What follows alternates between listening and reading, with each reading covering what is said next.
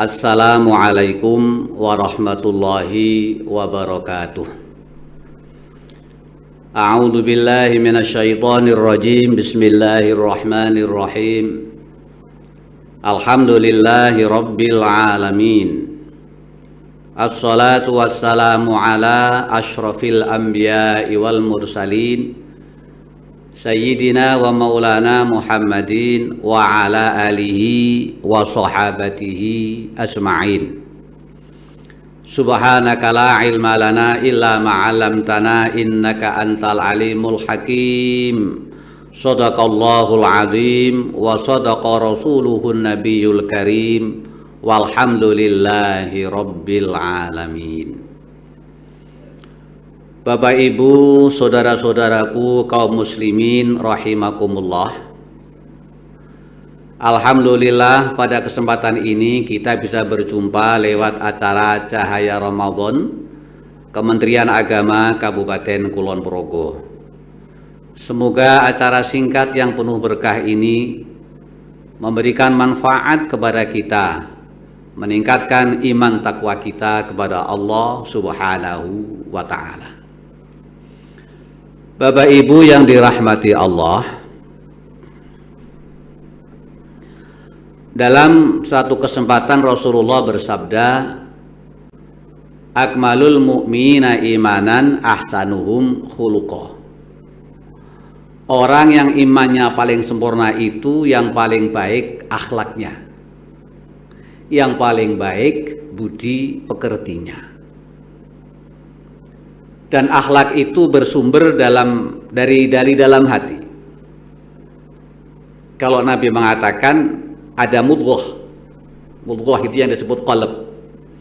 Idza saluhat saluhal jasadu kulluh wa idza fasadal jasadu kulluh au kama qala. Kalau potensi hati ini baik, gerak fisik kita akan menjadi baik. Cara bicara kita, perilaku kita akan menjadi baik. Tapi kalau yang di sini qalb ini buruk, maka gerak fisik kita juga akan menjadi buruk. Bicara kita mungkin akan buruk, perilaku kita juga akan buruk. Maka fisik ini sebenarnya duta hati, junudul qalb, duta hati.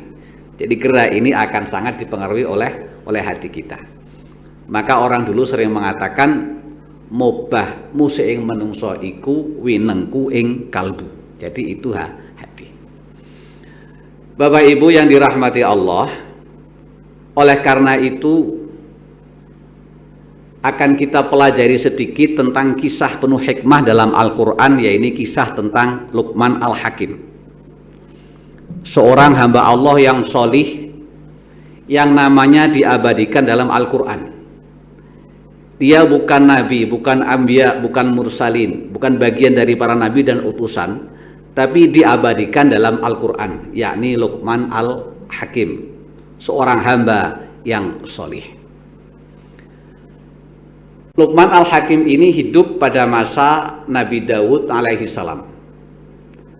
Dia dikaruniai umur yang cukup panjang.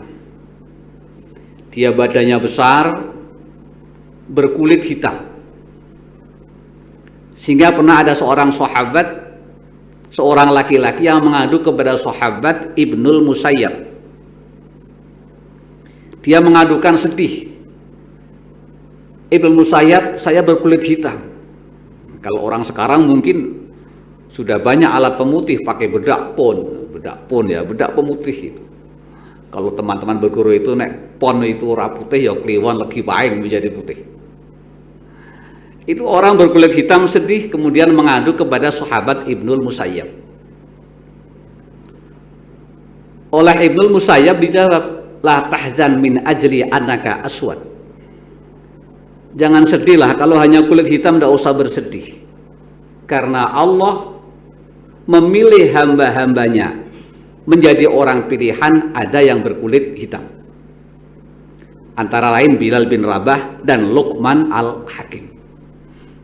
Itu artinya kita tidak perlu sedih dengan penampilan kita. Ada yang berkulit hitam, berambut keriting, kemudian berkulit sawo matang. Karena Allah tidak La yanzuru ila asamikum wala ila suwarikum walakin yanzuru ila qulubikum wa a'malikum. Hati dan perilaku kita. Bapak Ibu yang dirahmati Allah, itu Luqman Al-Hakim. Apa jawaban Ibnul Musayyab? Nah, Luqman Al-Hakim ini dalam banyak kitab tafsir diterangkan, dia seorang hamba yang solih. Dia punya pekerjaan mencari kayu. Ada bercerita dia punya pekerjaan mengembala kambing. Tapi orang-orang sangat senang datang ke rumah Luqman untuk mendengarkan nasihat Luqman Al-Hakim. Sehingga ada seorang rojul yang heran dan kagum kepada Luqman dan bertanya, "Ya Luqman, fabima balagta ma balagta?" Dengan apa engkau bisa mencapai derajat seperti ini? Orang-orang berbondong ke rumah kamu, mendengarkan nasihat-nasihat kamu, petuah-petuah kamu, kata-kata mutiara kamu.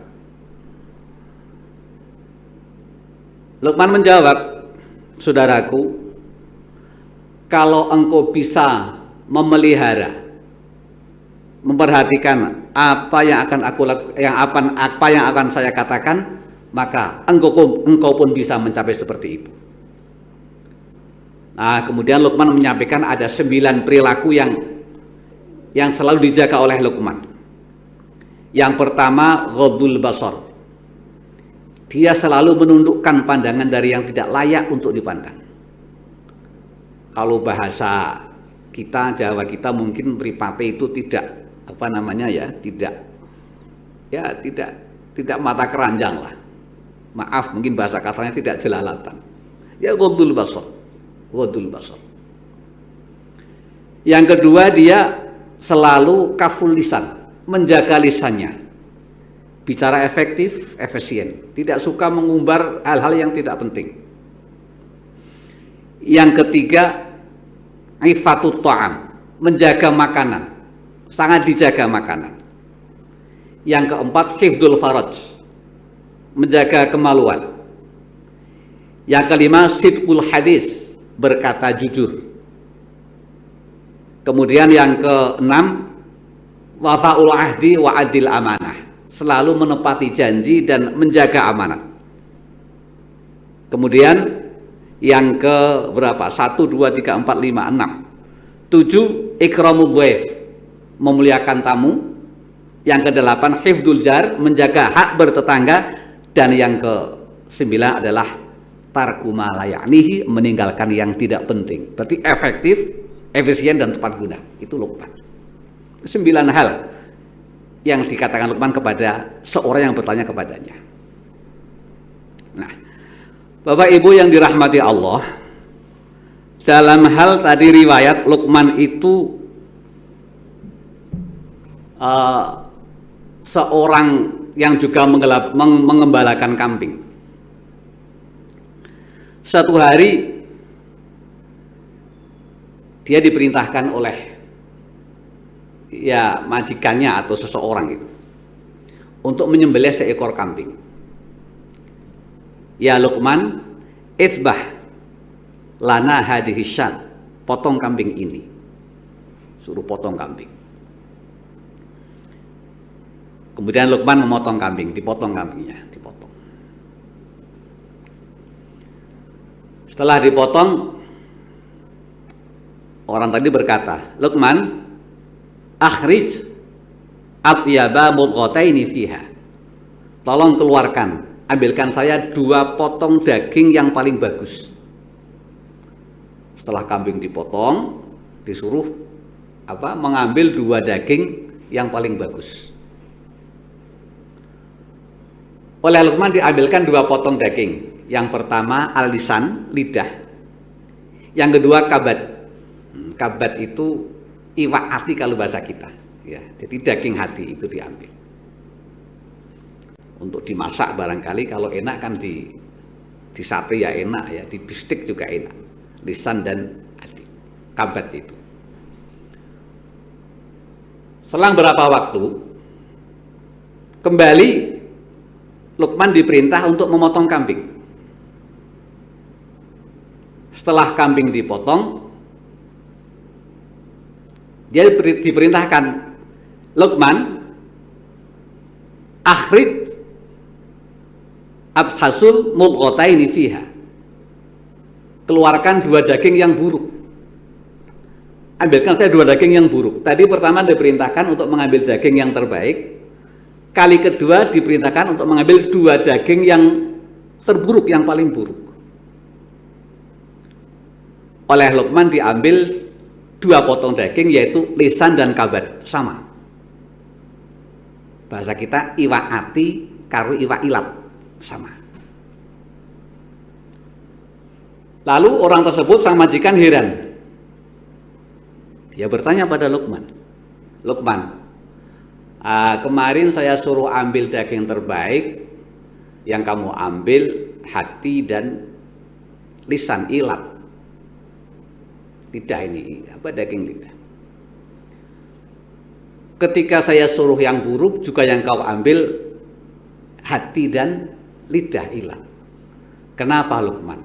Sing paling apik yo ati karo ilat, paling elek yo ati karo ilat. Kenapa Luqman? Kemudian Luqman menjawab, faqala Luqman berkata, innahu laisa syai'un atyabu minhuma idza taba wala akhbasu minhuma idza khubusa. Karena tidak ada sesuatu pun yang lebih baik daripada hati dan lisan ketika keduanya baik, dan tidak ada yang lebih buruk dari keduanya ketika keduanya buruk. Bapak Ibu yang dirahmati Allah, luar biasa. Itu jawaban Luqman yang bermakna betapa potensi hati ini sangat penting bagi kita.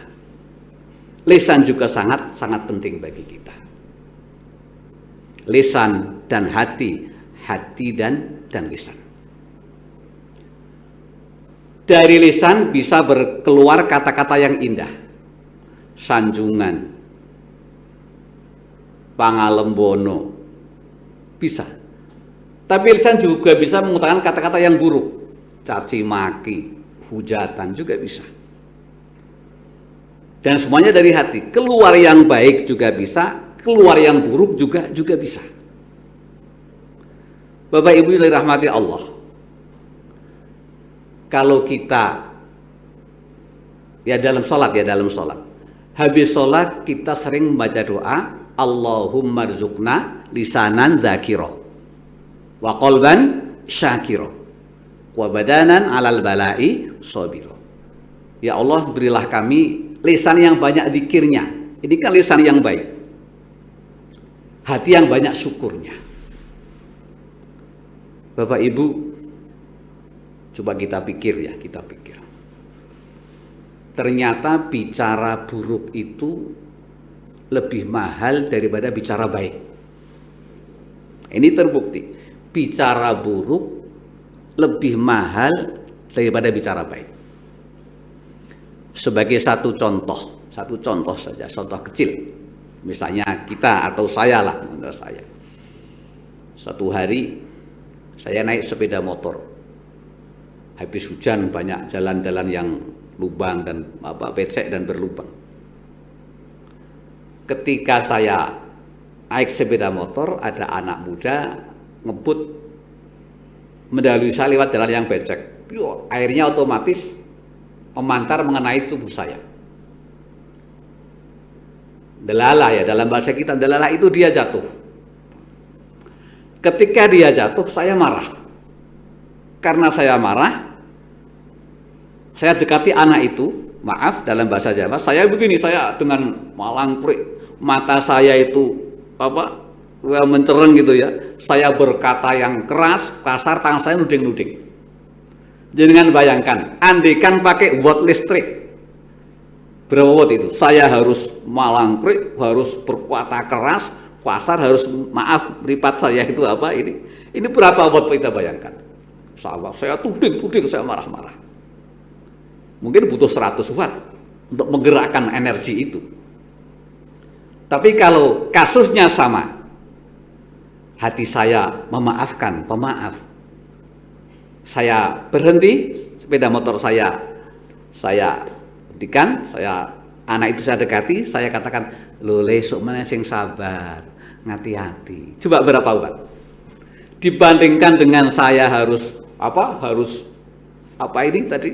dengan powerful itu mesti 100 watt. Tapi dengan kata-kata sabar, sok meneh sik ngati-hati, itu 5 watt selesai. Itu artinya berkata buruk jauh lebih mahal daripada berkata baik. Kosnya lebih mahal. Coba kalau bapak ibu marah di rumah. Marah, lepas kontrol, marah, HP dibanting. Berapa juta itu hilang?